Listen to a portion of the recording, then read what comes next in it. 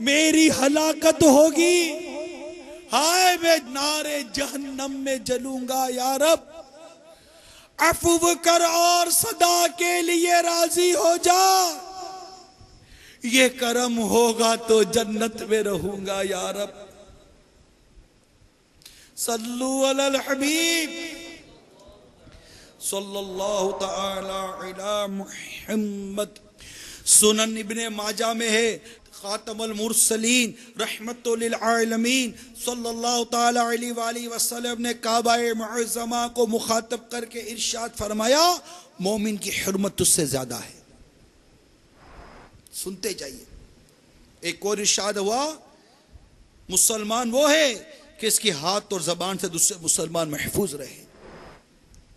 کامل مسلمان وہی ہے جو زبان سے کسی کو گالی نہ دے، بلا اجازت شرعی کسی کو برا نہ کہے، کسی کی غیبت نہ کرے، کسی کو بے وقوف نہ کہے، کسی کے عیب کو نہ کھولے، کسی کا بھید نہ کھولے، ہاتھ سے کسی کو تکلیف نہ دے، کسی کی دل آزاری نہ کرے، بلا اجازت شرعی کسی کو نہ مارے، کسی کو تنقید دے، بے جا کا نشانہ نہ بنائے۔ جو شخص ایسا نہ ہوا، لوگوں کو اس نے ہر طرح کی تکلیف دی، ہاتھ سے مارا، آنکھ سے کسی کی طرف ایذا دینے والے انداز سے اشارہ کیا، ہر شخص اس سے تنگ و بیزار رہا، تو وہ شخص مسلمان کامل نہیں ہے۔ ایمان اس کے دل میں مضبوط رہی ہے، انتقال کے وقت احتمال ہے کہ معاذ اللہ عز و جل شیطان غالب آ جائے اور ہر طرح سے اسے وسوسے ڈالے، اور معاذ اللہ ثم معاذ اللہ وہ شخص دائرہ ایمان سے نکل جائے، اور اللہ عز و جل نہ کرے اس کا قدم صراط مستقیم سے پھسل جائے اور جہنم کی راہ اختیار کرے، جنت سے محروم رہے، بخلاف اس کے جس کا ایمان کامل ہو، اسلام کی سچی محبت اس کے دل کو حاصل ہو، کامل مسلمانوں والے اعمال و افعال کے اندر اس کے پائے جاتے ہوں، بندوں کے حقوق گردن پر نہ اٹھائے ہوں، اس صورت میں بفضل تعالی شیطان کا وسوسہ موت کے وقت اثر انداز نہ ہوگا، دریا ایمان جوش مارے گا، فرشتہ ابلیس کو بھگا دے گا، وساوس کو دور کرے گا، اس لیے خاتمہ بالخیر ہوگا۔ شیطان اپنا سر پیٹے گا، اپنے سر پر خاک اڑائے گا اور بہت چیخے گا، چلائے گا۔ تو بیٹے بیٹے اسلامی بھائیوں، کامل مسلمان بننے کے لیے غیبت کرنے سننے کی عادت نکالنے، نمازوں سنتوں پر عمل کی عادت ڈالنے کے لیے دعوت اسلامی کے مدنی معاہد سے ہر دم وابستہ رہیے، سنتوں کی تربیت کے لیے مدنی قافلوں میں عاشقان رسول کے ساتھ سنتوں برا سفر اختیار کیجیے، اور ہفتہ وار سنتوں برے اجتماع میں اول تا آخر شرکت کیجیے۔ آپ کی ترغیب کے لیے ایمان افروز مدنی بہار پیش کی جاتی ہے۔ چنانچہ لطیف آباد حیدرآباد باب الاسلام سندھ کے ایک اسلامی بھائی نے کچھ اس طرح بتایا، صلو علی الحبیب۔ بعض لوگوں کی صحبت میں بیٹھنے کی بنا پر میرا ذہن خراب ہو گیا اور میں 3 سال تک نیاز شریف اور میلاد وغیرہ پر گھر میں اعتراض کرتا رہا۔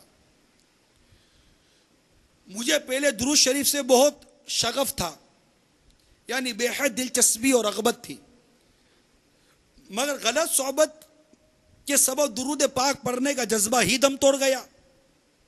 اتفاق سے ایک بار میں نے درود شریف کی فضیلت پڑھی تو وہ جذبہ دوبارہ جاگا اور میں نے کثرت کے ساتھ درود پاک پڑھنے کا معمول بنا لیا۔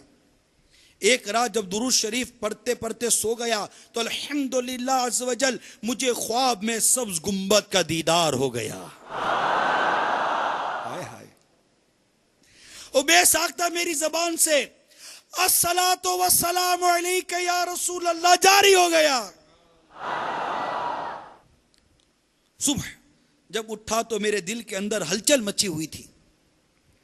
میں اس سوچ میں پڑ گیا کہ آخر حق کا راستہ کون سا ہے، حسن اتفاق سے دعوت اسلامی والے عاشقان رسول کا سنتوں کی تربیت کا مدنی قافلہ ہمارے گھر کی قریبی مسجد میں آیا تو کسی نے مجھے مدنی قافلے میں سفر کی دعوت دی. میں چونکہ کنفیوز تھا اس لیے تلاش حق کے جذبے کے تحت مدنی قافلے کا مسافر بن گیا.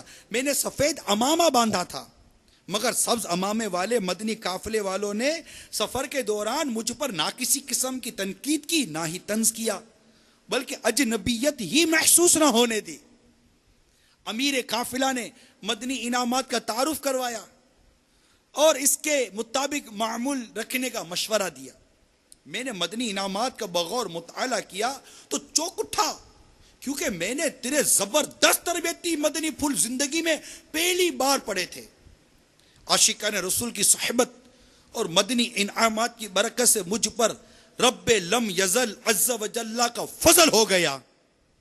میرے مدنی قافلے کے تمام مسافروں کو جمع کر کے اعلان کیا کل تک میں بدعقیدہ تھا اب سب گواہ ہو جائیے آج سے توبہ کرتا ہوں اور دعوت اسلامی کے مدنی ماحول سے وابستہ رہنے کی نیت کرتا ہوں. اسلامی بھائیوں نے اس پر فرحت و مسرت کا اظہار کیا. دوسرے دن 30 روپے کی نکتی ایک بیسن کی مٹھائی جو موتی کے دانوں کی طرح بنی ہوتی ہے منگوا کر میں نے سرکار بغداد حضور غوث اعظم شیخ عبد القادر جیلانی قدس سرہ الربانی کی نیاز دلوائی اور اپنے ہاتھوں سے تقسیم کی. میں 35 سال سے سانس کے مرض میں مبتلا تھا. کوئی رات بغیر تکلیف کے نہ گزرتی تھی. نیز میری سیدھی داڑھ میں تکلیف تھی جس کے باعث صحیح طرح کھا بھی نہیں سکتا تھا. الحمدللہ عز و جل مدنی قافلے کی برکت سے دوران سفر مجھے سانس کی کوئی تکلیف نہ ہوئی اور الحمدللہ عز و جل میں سیدھی داڑھ سے بغیر کسی تکلیف کے کھانے بھی کھا رہا ہوں. میرا دل گواہی دیتا ہے کہ عقائد اہل سنت حق ہیں.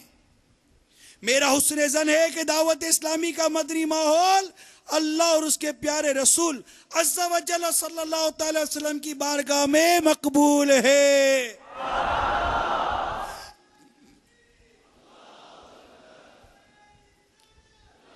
یا رسول اللہ فیضان مدنی قافلہ فیضان مدنی انعامات. سبحان اللہ سبحان اللہ.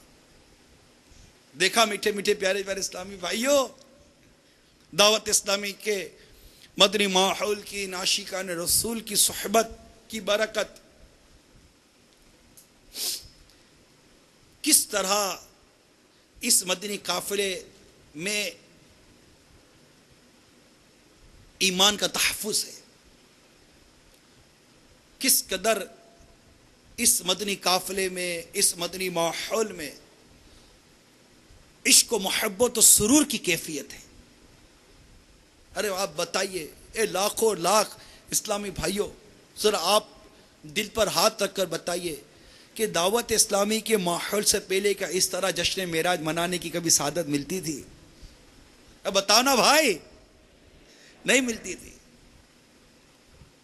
یہ انداز جو دعوت اسلامی نے دیا یہ مسجد میں جمع ہونا یہ آقا کے قصیدہ معراج کا پڑھنا اور مدنی قافلوں میں سفر کر کر کے گاؤں گاؤں کریا کریا دیات دیات جشن معراج کی تیاریاں کرنا یوں سب پرچم کی بہاریں یہ اماموں کی بہاریں یہ داڑھی کی بہاریں یہ نمازوں کی بہاریں یہ عشق و مستی یہ سب پہلے کہاں نصیب تھا.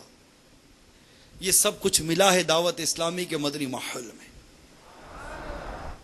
یہ کیف و مستی ملتی ہے مدنی قافلوں میں. یہ کیف و سرور ملتا ہے مدنی انعامات میں. صلو علی الحبیب. تو میرے میٹھے پیارے اسلامی بھائیوں غیبت کرنے سننے کی عادت نکال لیں.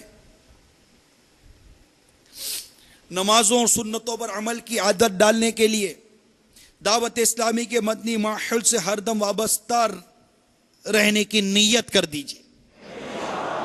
سنتوں کی تربیت کے لیے مدنی قافلوں میں عاشقان رسول کے ساتھ سنتوں برا سفر اختیار کیجیے اور کامیاب زندگی گزارنے اور آخرت سنوارنے کے لیے مدنی انعامات کے مطابق عمل کر کے روزانہ فکر مدینہ کے ذریعے رسالہ پور کیجئے اور ہر مدنی ماہ کی 10 تاریخ کے اندر اپنے ذمہ دار کو جمع کروائیے۔